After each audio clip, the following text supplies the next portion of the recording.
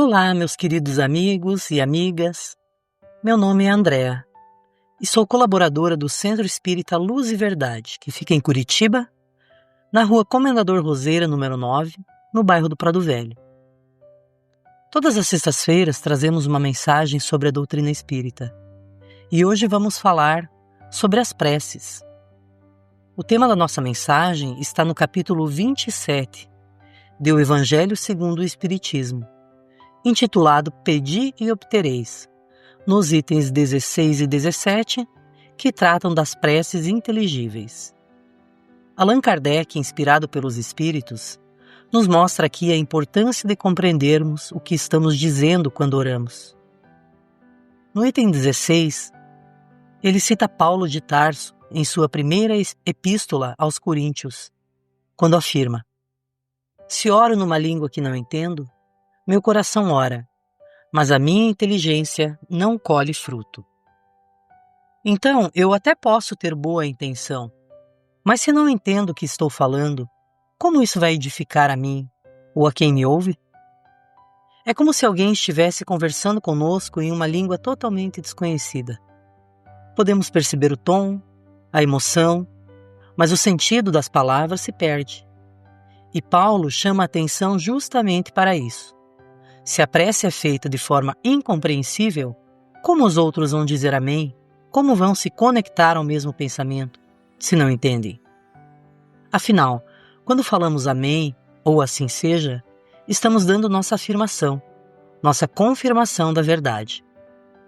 No item 17, os Espíritos reforçam: a prece só tem valor pelo pensamento que lhe está conjugado. Aqui está o ponto central. Não é a repetição mecânica, não é a forma bonita, não é a entonação que torna uma prece válida.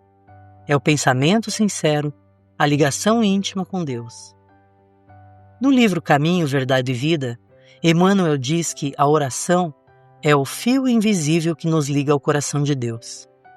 E esse fio só pode ser sustentado por algo vivo, o nosso pensamento sincero. Se eu repito palavras que não compreendo, por exemplo, orações decoradas em outra língua ou mesmo fórmulas que já não paramos mais para refletir, aquilo pode se tornar apenas som, sem vida, sem sentimento. E os Espíritos acrescentam: Deus lê o que se passa no fundo dos corações. Ou seja, Ele percebe a sinceridade, não a quantidade de vezes que repetimos uma fórmula. Então a prece não é obrigação, e sim conexão. Este capítulo também chama a atenção para um hábito comum: orar apenas por dever ou por tradição. Às vezes alguém pensa: se eu rezar 3 vezes essa oração, já estou quitado com Deus. Mas Deus não contabiliza orações. Ele olha a qualidade do nosso sentimento e não a quantidade de palavras. Vamos pensar juntos: quantas vezes, desde criança, aprendemos a rezar o Pai Nosso? Muitos de nós decoramos, repetimos diariamente, mas será que pensamos no sentido de cada frase? E falando na oração do Pai Nosso, eu gostaria de compartilhar aqui uma versão um pouco diferente dessa oração, ditada a Chico Xavier pelo Espírito de Emmanuel. E ela diz assim: Nosso Pai, que estás em toda parte, santificado seja o teu nome, no louvor de todas as criaturas. Venha a nós o teu reino de amor e sabedoria. Seja feita a tua vontade acima dos nossos desejos, tanto na terra quanto nos círculos espirituais. O pão nosso do corpo, da mente, dá-nos hoje. Perdoa as nossas dívidas, ensinando-nos a perdoar nossos devedores com o esquecimento de todo mal. Não permitas que venhamos a cair sob os golpes da tentação da nossa própria inferioridade. Livrai-nos do mal que ainda reside em nós mesmos, porque só em Ti brilha a luz eterna do reino e do poder, da glória e da paz, da justiça e do amor, para sempre. O Livro dos Espíritos, na questão 659, nos traz a seguinte pergunta: qual é o caráter geral da prece? E a resposta é essa. A prece é um ato de adoração. Orar a Deus é pensar nele, é aproximar-se dele, comunicar-se com ele.